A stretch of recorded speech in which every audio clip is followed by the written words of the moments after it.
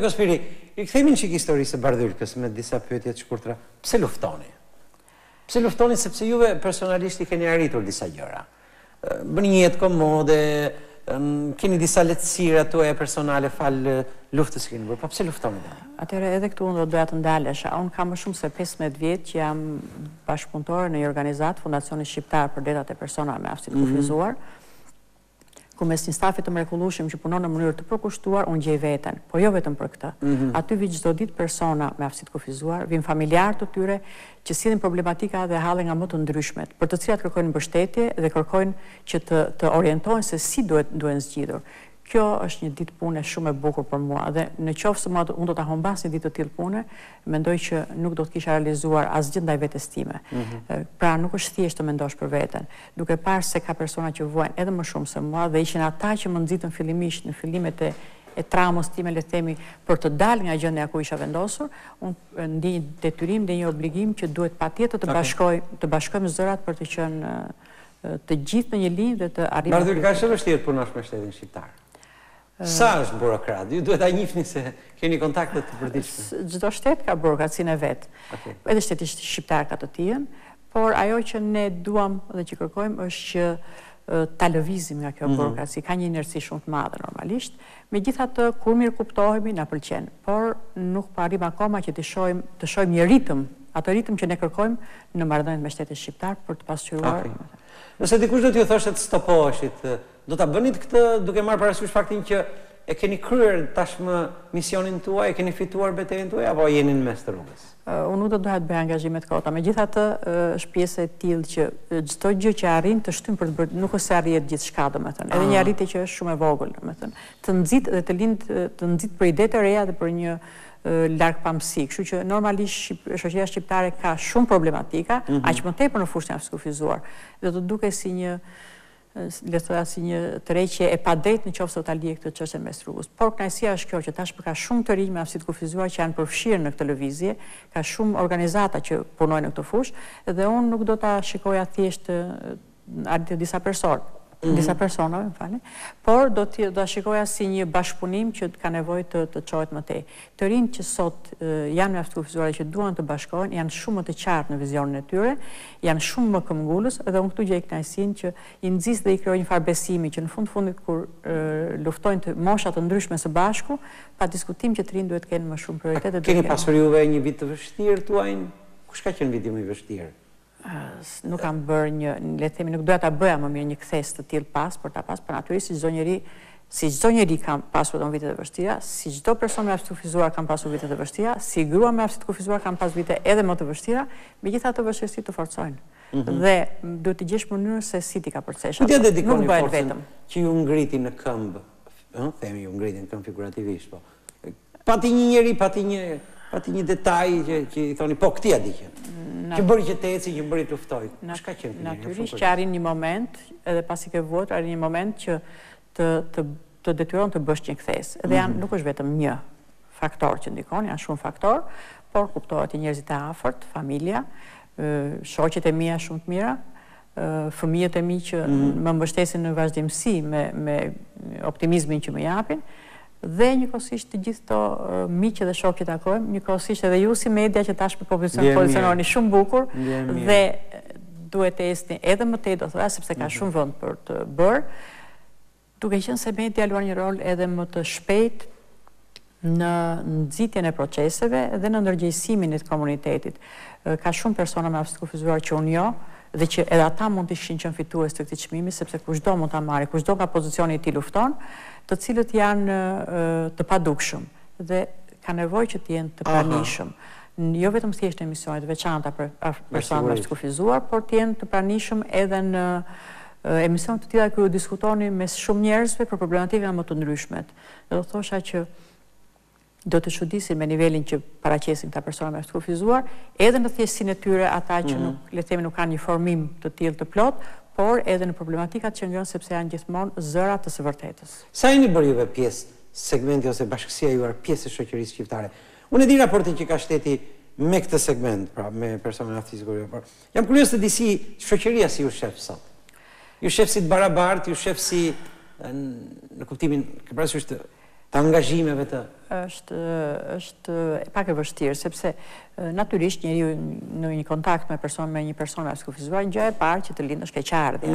Megjithatë ne po e spostojmë, të po e shtypim në kufi më tej, sepse siç thash tashmë duke parë në konveshtimet të drejtave të njeriut, personat me aftësi kufizuar janë si të gjithë njerëzit e tjerë. Duan që të kenë shanse të barabarta si të gjithë njerëzit e tjerë, pavarësisht se aftësitë nuk i kanë të barabarta. Por shoqëria ka nevojë ende të ndërgjegjësohet.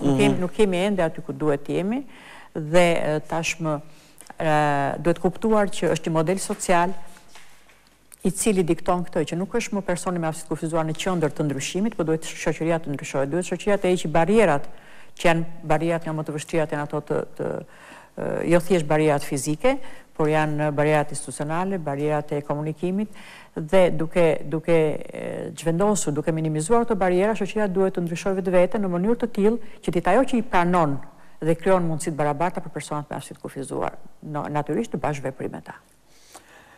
Në një parë i konventës për të drejtat e personave me aftësi të kufizuar thotë, më pëlqen ta citoj, uroj që të jetë duke më ndjekur edhe ministri punës. Qëllimi i kësaj konvente është të nxjisë, mbrojë dhe të sigurojë që të gjithë personat me aftësi të kufizuar të gëzojnë plotësisht dhe në mënyrë të barabartë dhe të gjitha të drejtat dhe liritë themelore të njeriut, si dhe të nxjisë respektin për dinjitetin e tyre. Është një paragraf lapidar kjo që është universal, si për Shqipërinë ashtu edhe për cepin më të humbur të botës, nëse nuk jemi ne një cep i tillë. Bardhylka, unë ju kam juve këtu, do t'ju kem prap, ju kam patur, po si do t'ja bëjmë për atë personin me aftësi të kufizuar që është tani në një fshat të humbur të Sarandës apo të Librazhdit apo të Shkodrës, që është duke na ndjekur si do ta kemi ne atë pjesë të së tërës? Si arrin që të themi për kujdesja juaj arrin deri tek ai? Ma ka pyetjen se... është pyetje e bukur dhe pyetje e vështirë, sepse realisht edhe evidentimi personave, numri personave me aftësi kufizuar, do të thoya nuk është i plot dhe i sakt, ai që relaton zyrtarisht Ministria e Punës. Janë ata persona që aktualisht përfitojnë nga shteti duke marrë një pagesë mujore, dhe ky numër është rreth 130.000, afërsisht ka arritur, është në rritje fatkeqësisht. Do t'jetë në rritje për shkak të shumë faktorëve që ndikojnë sot në zhvillimet shoqërore dhe pikërisht për këtë arsye shoqëria duhet mendojë në formë të tillë që këta persona, që personat me aftësi të kufizuar, të jenë pjesë pa qenë kaq shumë të dukshëm, të jenë si përfitues, të jenë pjesë e integruar, të jenë së bashku fëmijët me dhe pa aftësi të kufizuar të mësojnë në shkolla, kështu që në mënyrë që edhe atij personit që u thatë në skalë më të largët t'i ofrohet shërbimi më i domosdoshëm, pa do të shkojë shërbimi pranë atij dhe jo ai të jetë ndjekje të shërbimit për ta gjetur atë, për ta kapur atë, sepse jo gjithmonë arrin ta përfitojnë. Okej. Keni menduar ndonjë ditë të stopoheni apo? Ma bë dhe njërë të pyetje. Nuk mora një përgjigje. Nuk e thash përfundimisht. Megjithatë, unë do të thoja që unë asnjëherë, edhe pse fizikisht mund të detyrohem, unë asnjëherë nuk do të stopohem së qeni pjesë e këtyre proceseve, së qeni mëndërish pranë të gjithë persona me aftësi të kufizuar dhe do të kontriboj në të gjitha mundësitë dhe pamundësitë e mia për të dhënë diçka në çdo moment. Çfarë ju lodh më shumë? Mungesa e një rampe në një trotuar të Tiranës apo heshtja e një burokrati kur juve i kërkoni diçka? Pa diskutim që është kjo e dyta, sepse atë pengesën fizike gjendet një mënyrë, ka gjithmonë një ambient që të ndihmon për ta kaluar edhe pse jo në formë dinjitoze. Ndërsa kjo heshtja dhe ky mos kuptimi dhe mos pranimi i problematikës së aftësisë kufizuar, kjo është pjesa më e vështirë. Por dhe kjo nuk është e parëzueshme, domethënë është një barierë që do shumë më tepër punë, dhe kjo ka filluar, ky muaj ka filluar të shëmbet, ka filluar të lëvizet, domethënë gjithmonë më shumë po ndeshim zyrtar të cilët e kuptojnë problematikën e aftësisë kufizuar, por që duhen nxitur për të vepruar. Kush janë më social, më afër kësaj kategorie të djathtë apo të majtët? Është një pyetje e vështirë, mund edhe mos përgjigjem. Jo, edhe këtë, ne kemi bashkëpunuar me të gjitha, domethënë nga pozicioni i shoqërisë civile, do të thoya, ne kemi bashkëpunuar në të gjitha kohra me të gjitha qeveritë dhe njëkohësisht kemi qenë në të gjitha kohrat oponencë të gjitha qeverive. Ky është roli ynë. Edhe një ndarje të tillë nuk doja të bëja, se kuptohet që nuk mund themi të djathtë, të majtë. Gjithmonë ka njerëz që janë më aktiv edhe brenda të dyja kategorive, gjithmonë ka njerëz që janë më të përgjegjshëm dhe më, le të themi, më shpejt në reagim lidhur me problematikën e aftësisë kufizuar. Por, fatmirësisht në Shqipëri është dhe kjo gjë, që të gjithë krahët, dhe krahët djathtë, krahët majtë, programet e tyre politike gjithmonë e përfshin problematikën e aftësisë kufizuar. Ajo që ne monitorojmë se sa zbatohet ajo. Dy pyetje, një pyetje po ka brenda dy kohë. Cilën konsideroni fitoren më të madhe të deri tanishme të komunitetit tuaj? Që e keni arritur? Arritja është kjo që tashmë është futur në linjë dhe është në vëmendje të strukturave shtetërore, problematika e aftësisë kufizuar, edhe pse nuk është në vend të tjetër. Cilën do të konsideroni si fitoren më të madhe të ardhshme që prisni? Ne presim në kuadrin, siç ju e tha, të konventës. Tashmë realiteti shqiptar ofron këtë tablo. Personat me aftësi kufizuar ligjërisht nuk janë barazisht të vlerësuar. Tashmë ka një diskriminim ndërmjet grupimeve të ndryshme të aftësisë kufizuar. Dhe unë do ta thoja që jemi përpjekur shumë që kategoritë të ndryshme të aftësisë kufizuar të jenë njësoj të vlerësuara në problematikat e tyre. Presim sipas premtimeve dhe që ne do t'i ndjekim, do t'i monitorojmë dhe do të jemi oponesë përsi që të ketë një ligj integral për personat me aftësi kufizuar në mënyrë të tillë që edhe grupimet të tilla si për shembull personat me aftësi kufizuar mendore që sot janë fare të pambrojtur, ata me aftësi kufizuar shqetësore që sot janë prapë të pambrojtur, të respektojnë në dinjitetin e tyre njerëzor. Kur të ta shikojmë Bardhylka Kospirin ose një tjetër Bardhyl në sallën e parlamentit? Do të vi një ditë kur një përfaqësues si juaj të jetë edhe deputet? Ju e keni konkuruar në zgjedhjet e 2005-s në mos gaboj. Po, unë isha. Kemi qenë këtu, kemi biseduar bashkë, jam njohur me programin tuaj. Dhe asnjëherë nuk kam arritur të kuptoj pse nuk votohen njerëz si ju.